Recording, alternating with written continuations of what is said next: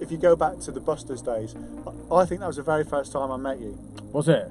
So I come out of the army and then I got a job behind the bar, met our good friend Mr. Palmer. Yeah. He used to do the commercial nights with, is it Ray? Was it Ray? Ray Phillips, probably? No, yeah. no. Ray, Ray Robinson. Robinson, that's right. Of course it was, yeah. And then I think it was when they opened on a Sunday and I was downstairs and there was some decks on there and it was when they had some like house music on in the afternoon and I've been playing at home for a few months and I don't know who was down there, Sparry or someone like that, and can I have a go?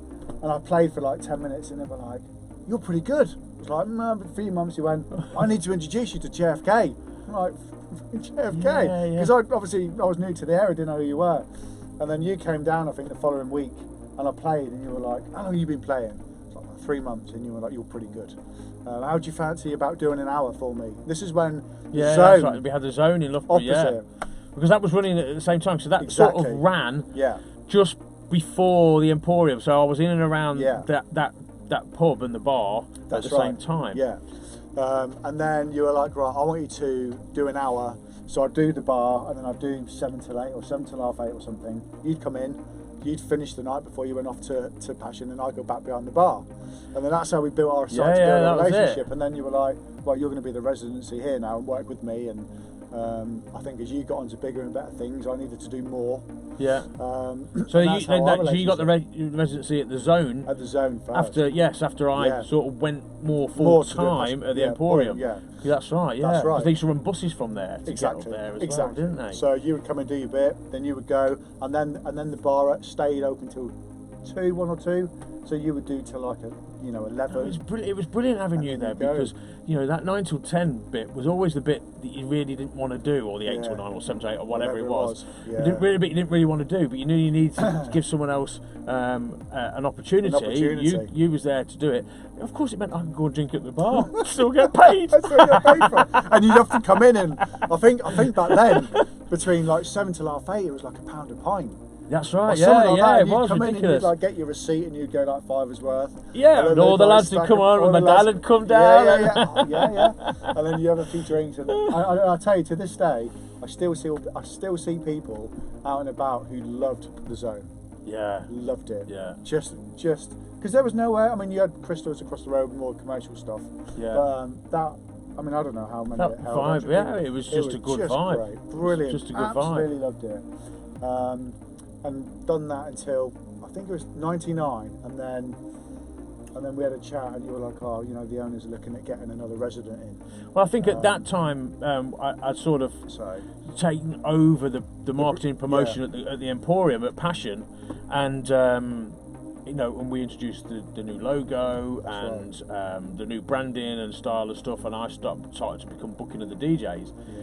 And I started to get a few more bookings out to different places, and also to play later slots as well, because the demand came that instead of me playing 9 till 10, I had to probably do 2 till 3 as well.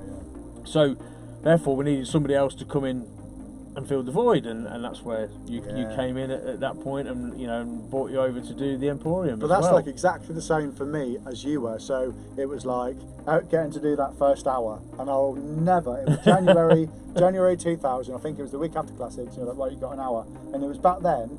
It was 9 till 3, but the first hour was house. That's right. Or kind of tough house, if you like, for one of the. Well, that's all there was. It was no sort of other genre like progressive or whatever. It was just house.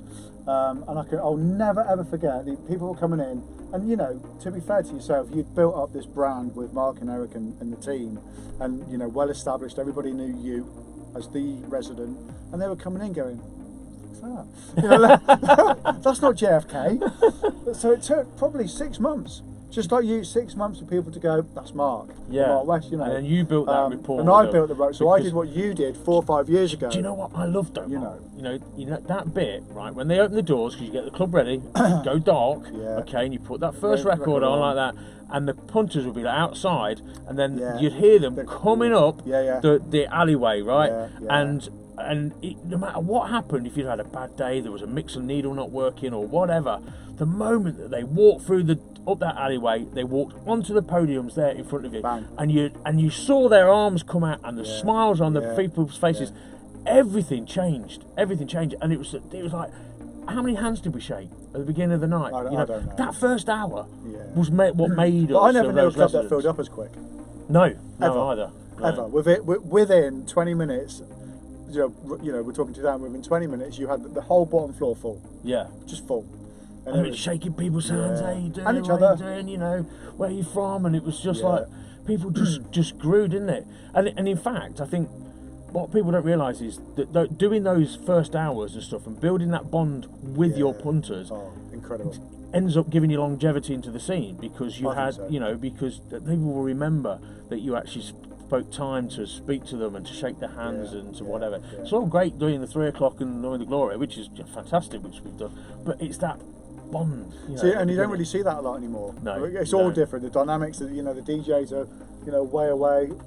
Although not our club, we're pretty much still there. But the majority of nights nowadays, with the massive productions, they're like behind barriers. Yeah, and you can just go, where are they? And some people, are even guests are on first now.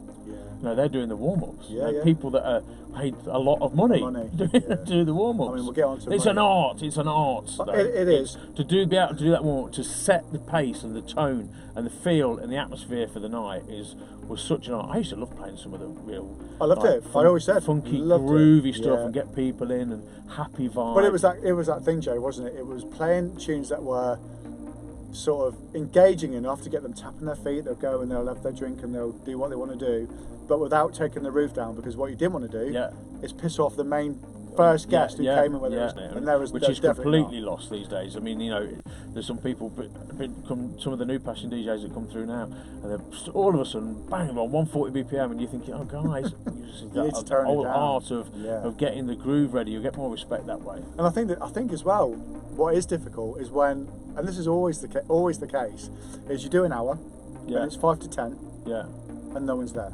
And you're like, what do I do? Do you play another flat record? And then it's 10 past 10. No one's here. I mean, and then it's like, now they're going to be 20 minutes. So you're like, well, do you bring it? And all that stuff about being a resident. Or someone's late, and you'll go, right, Westy, I don't know, Stignum's half an hour late, jump on. And you're like, okay. And to be a resident at the minute, drop of a hat, to get on, you wanted to enjoy yourself. But in the back you of had your all them mind, tunes that were ready. But you were doing that sort of 4 years before me, so you were like, well, so-and-so doesn't turn up, but what do I play? Or is it a harder night? Is it techie but night? we used to share that knowledge, and we used to share it just- between us. It was there were good family times. We used to work together to do it quite well. I think so. I mean, and some of the parties that we used to have. I mean, can you remember the boxing one we did? We got the boxing gloves on. Like, who could play the biggest record in the blue room? I've photographed somewhere. We had towels round our neck. I'll have to find it out and get it up. I've got the artwork. Guys, and I shall dig that out. Who could do the biggest blow to the crowd? But you know what? Joking aside, that was what Passion was about. It was, in my opinion, credible music, but you really had a good time and good fun. It wasn't all heads down. It was just enjoying yourself. And I think if anyone was to ask, what are you like as a DJ, more often than not, you would be an all-round. You'd be a DJ. You'd be on the mic. You're an entertainer, all of it. Comedian with the optics with Alex and Brandon, and all that sort of. Not just I'm playing my records. And that was the foundation for me. Well, I think building up that family, that Passion family, the DFOPs. I think we enjoyed it as much as everyone else. I think that was the thing. We were part of the party, and people could see that we enjoyed it. There's just sheer enthusiasm that came through us. It still does. When it goes off, we're all jumping around like lunatics. Still trying to. Yeah, I mean, I can't even go into the amount of stories that we could tell. We'd probably be here until like next week. But if any of you guys have got any good stories that you want to share with us, please feel free to get on the Passion page and let us know.